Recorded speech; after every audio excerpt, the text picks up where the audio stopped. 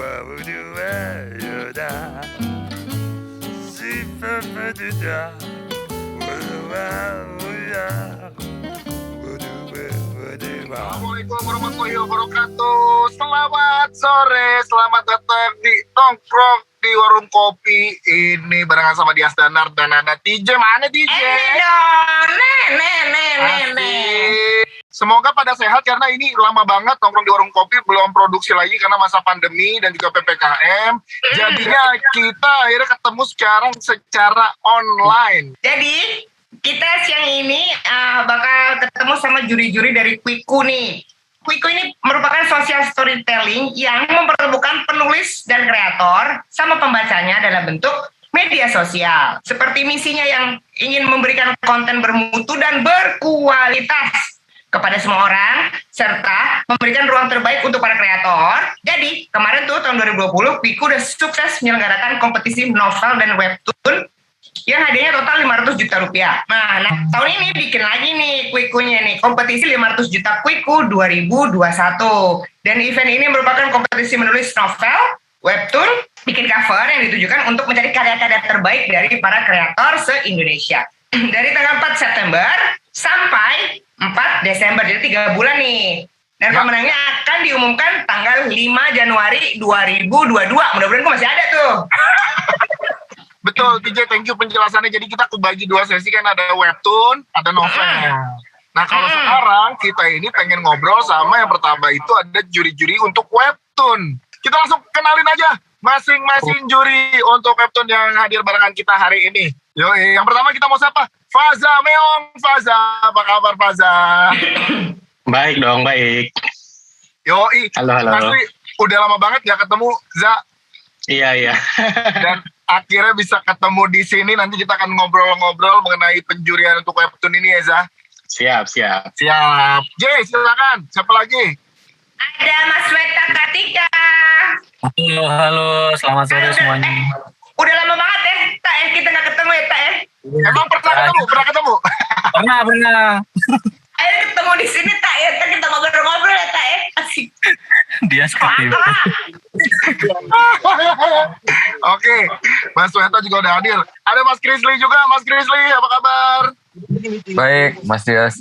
Yoi, Mas Krisli ini luar biasa karya-karyanya. Gue dari tadi ngebacain karya-karyanya Mas Krisli ini emang wow, keren banget pembuatan. Tergabung dalam pembuatan ilustrasi karakter-karakter superhero untuk Marvel Comics. Nih yang lagi nonton beruntung banget ya bisa ketemu dan nanti kita akan nanya-nanya ya Mas Krisli ya, akan ngobrol ya. Lanjut kita ada Olvianda Ariesta. Olvianda. Panggilnya apa? Olvi. Iya. Ada Mbak Devita Krisanti. Halo Mbak Devita. Halo. Oke, kita langsung ngobrol-ngobrol. Pertama mungkin sama Faza. Za, gue pengen nanya. Ini kan lo udah memulai menciptakan karakter si Juki gitu ya, Za, dari 2011. Itu awal mungkin munculnya karya komik yang berjudul Ngampus Buka-bukaan Aib Mahasiswa tuh awal-awalnya, Za. Nah, gue pengen tahu kabar si Juki sekarang gimana, Za. Terakhir gue inget banget kita tuh ketemu untuk preskon untuk si Juki yang rencananya harusnya 2021 ya, Za. Iya, betul. Gue pengen tahu gimana perjalanannya, Za, si Juki ini sampai dengan sekarang, apa kabar sih dia, Ja? Iya, sekarang dia ngedekem di kosan ya. Lagi pandemi soalnya. Jadi makanya kita akhirnya rilis si Juki Anak Kosan kan, versi di Disney Plus Hotstar kan, sebelum film yang keduanya tayang. Karena pandemi ini kita bingung ya, maksudnya bioskop kapan kondusifnya segala macam. Akhirnya kita keluarin lah versi serial animasinya di Disney Plus Hotstar kemarin. Jadi apa kabar si Juki? Ya dia tetap di kosan. Jadi di kosan aja. Tapi gue pengen tahu, selama lo punya karakter si Juki kan itu kayak udah melekat banget sama lo, Za. Iya gak sih?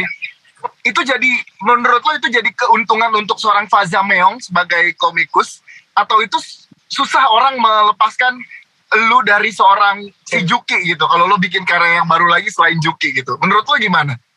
Lumayan jebakan buat gua. Cuman ya akhirnya disyukuri aja karena karyanya juga cukup sukses, cukup berhasil. Tapi memang cara ngebelahinnya adalah justru guanya muncul di komiknya si Juki. Jadi Faza ini kayak manajernya si Juki gitu. Bahkan di filmnya kan ada si Fazanya gitu.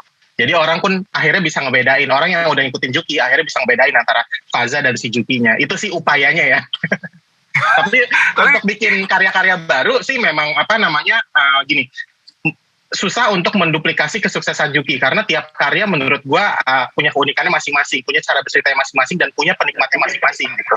Jadi memang karena masing-masing karya unik ya tantangannya pun beda-beda gitu.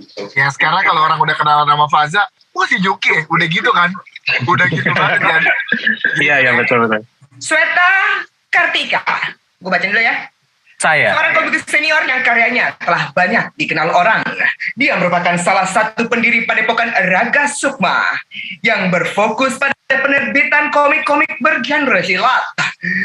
Komik karyanya antara lain H2O Reborn, Nusa 5, Kemala, Journal of Terror, Partikelir, dan masih banyak lagi. Bahkan komiknya yang berjudul Grey dan Jingga, The Twilight, sempat diadaptasi menjadi animasi singkat dan dialihbahasakan ke bahasa Jepang.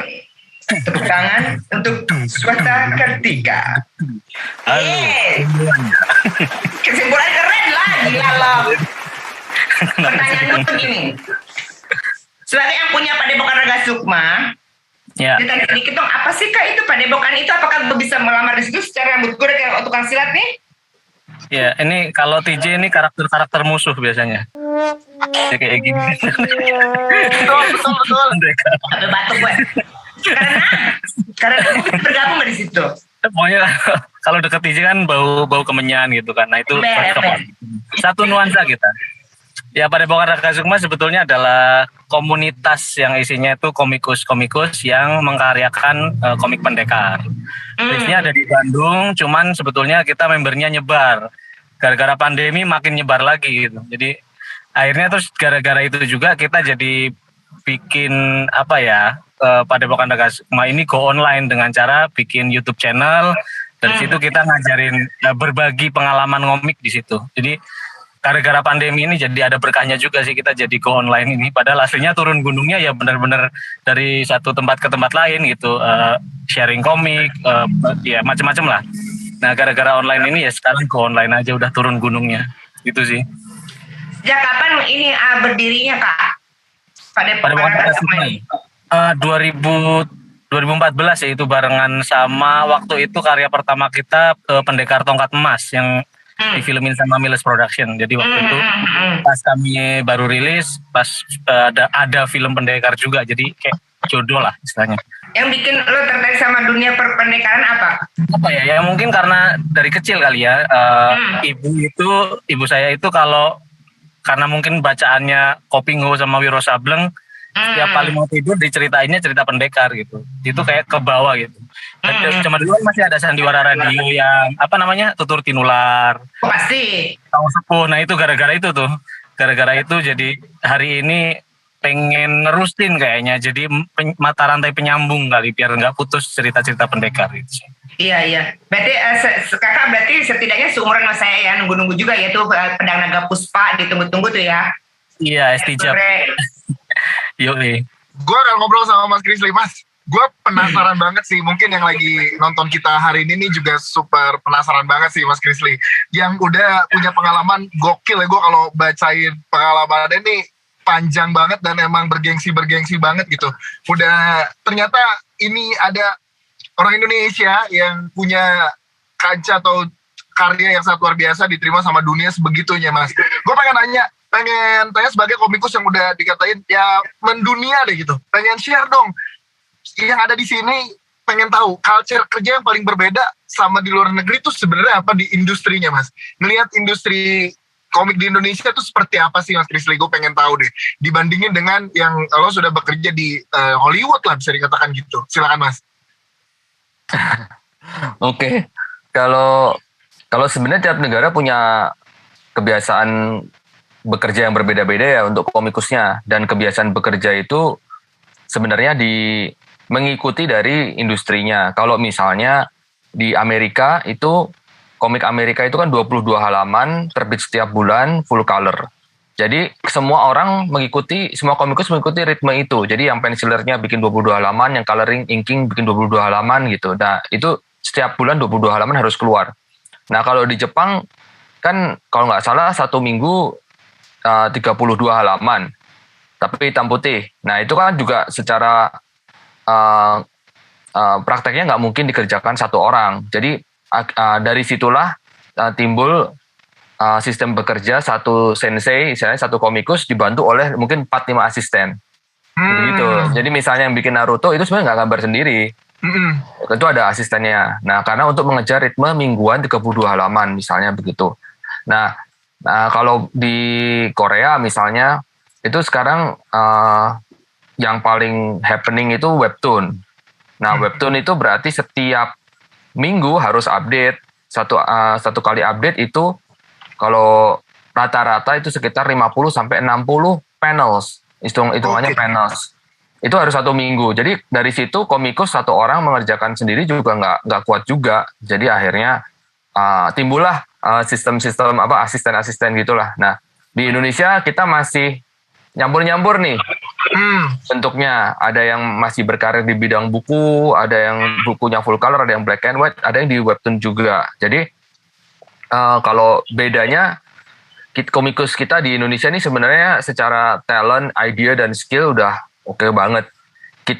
Cuma kita memang masih beradaptasi lah dengan model-model bisnis yang ada. Dan sekarang ini yang paling happening ya webtoon sebenarnya. Gitu. Yes. Mas, kalau dari industri gue penasaran, yang di Indonesia di saat ini berpotensi kah untuk seperti Jepang, Amerika, atau Korea seperti yang Mas Krisli jelasin, atau seperti apa Mas? Lingkungannya gitu, atmosfernya seperti apa yang saat ini terjadi di pergeliatan dunia komik gitu Mas? Sebenarnya komik Indonesia yang udah go internasional tuh banyak. Yes. Termasuk punya Sweta itu udah terbit di Malaysia juga, Grand Jingga gitu. Jadi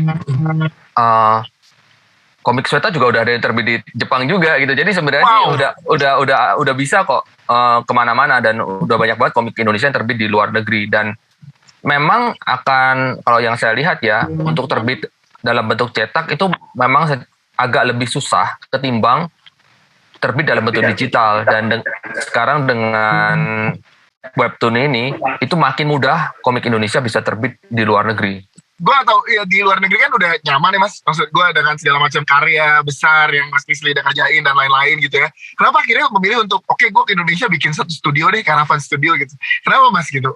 Apa yang membuat lo untuk oke, gue mau ada dan ikut andil untuk di Indonesia? Kenapa tuh Mas? Jadi sebenarnya saya pulang ke Indonesia tuh tahun 2006, jadi udah lama banget. Jadi pada waktu itu memang belum se-happening sekarang. Ya. Tuh, dan pada saat itu saya ngerasa bahwa banyak komikus Indonesia atau ilustrator Indonesia yang jago-jago, tapi mereka belum punya kesempatan untuk bisa mengerjakan pekerjaan di luar negeri, dan itu yang saya coba jembatani dengan Caravan gitu sih. Wah, keren banget. Oke, Caravan Studio. Thank you Mas. Nanti kita akan ngobrol lagi seputar lomba ini nih, lomba webtoon yang diadain nama Kwiku. Jadi Kak, aku mau tanya seputar anjing aja kita sih ya, seputar anjing aja ya. Nggak usah tanya komik lah ya, dari tadi nggak bahas komik kita nggak bahas anjing aja. Apakah anjing kamu, Kakak, memberikan inspirasi dalam kehidupan perkomikanmu? Sebetulnya iya ya, jujur aja ya. Apalagi kan aku orangnya lebih seneng di rumah gitu kan. Jadi sebenarnya dengan aku punya pets gitu ya, anjing-anjing aku di rumah. Anjingnya berapa? Ada berapa di rumah? How they inspire you gitu? Actually because mereka itu cukup jadi mental support aku ya. Jadi pas aku lagi down, aku lagi stuck gitu ya sama ide, terus aku butuh refreshing, sebenarnya anjing-anjing aku cukup helpful ya. Jadi aku bisa main sama mereka, ajak mereka ngobrol. Kadang ya biasa lah kalau kita udah punya banyak anjing ya. Kadang anjing kita ajak ngobrol. Kalau punya banyak pasti ngerti ya Kak ya, betapa individu per individu anjing tuh kelakuannya kan beda-beda tuh mereka tuh. Betul banget. Ada nggak tuh dari yang mereka tuh yang ini anak punya bocah aku bikin karakter juga nih gitu.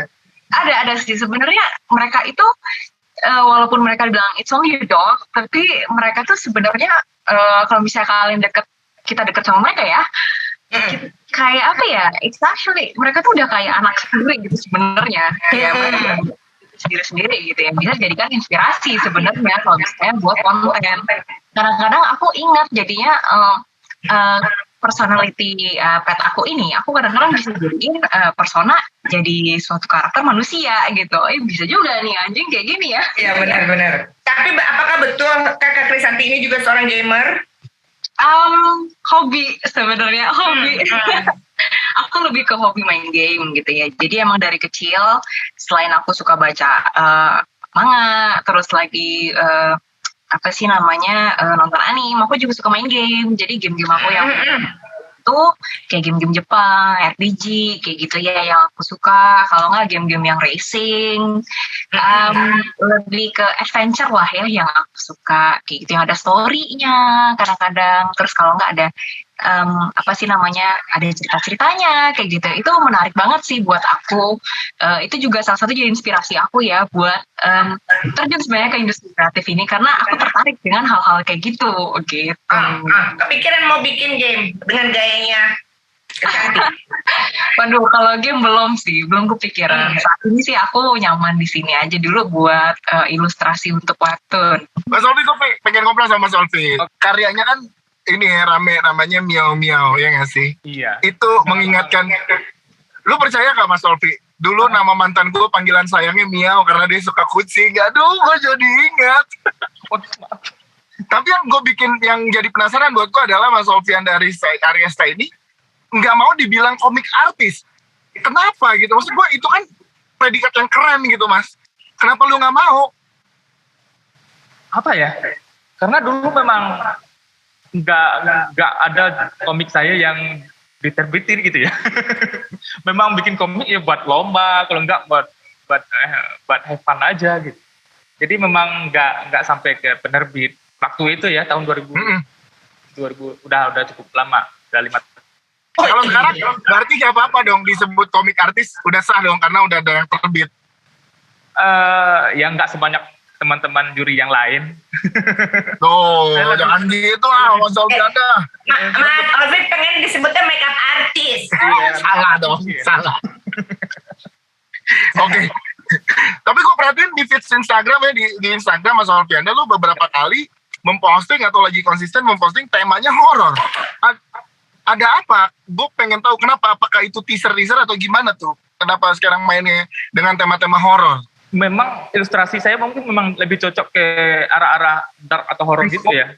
Lagian saya lebih dikenal sebagai seorang ilustrator daripada komikus mungkin ya. Karena memang bikin ilustrasi buat cover buku juga. Sebagai juri untuk lomba yang di Kwiku ada ini nih, lo ngeliatnya gimana? Berarti kan ini menggairahkan lagi industri-industri ilustrasi, komik dan lain-lainnya gitu. Lo memandang perlombaan ini seperti apa, Mas? Yang jelas kalau saya di kampus, saya dorong tuh teman-teman mahasiswa buat ikut. Karena potensi mahasiswa di sini, saya kebetulan di DKV nih, Mas. Di mana? Ya, ngejar DKV, ya, di Panjang di Sumatera Barat ya, jauh. Potensinya banyak banget tuh yang bagus-bagus. Dan mereka mungkin perlu wadah untuk itu, untuk menunjukkan kreativitas mereka. Maka saya kira webtoon Kwiku pas banget sebagai wadah ini. Pengen dong kasih satu kalimat aja masing-masing juri buat teman-teman yang mau ikut tuh. Apa tips dari lu semua biar teman-teman bisa menang? Unik. Oh, malah satu kata bukan satu kata. Unik. Oke. Karena kan ini webtoon ya. Yang kita lihat sih sebenarnya lebih ke konsistensinya juga sih. Maksudnya kan nggak cuma satu episode aja bikinnya gitu, tapi lebih dari satu episode.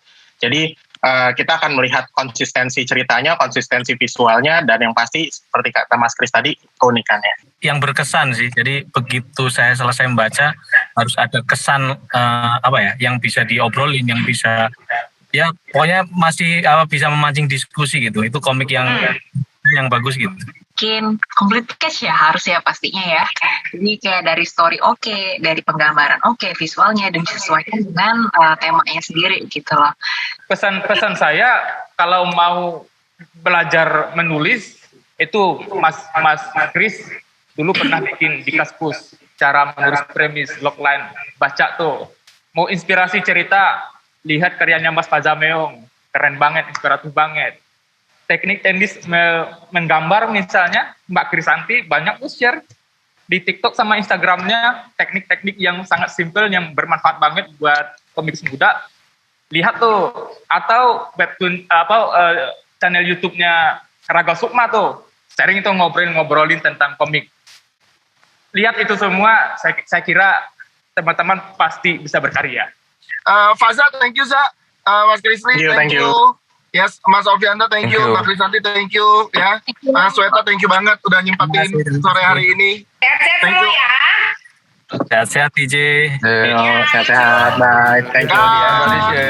masih berbeda.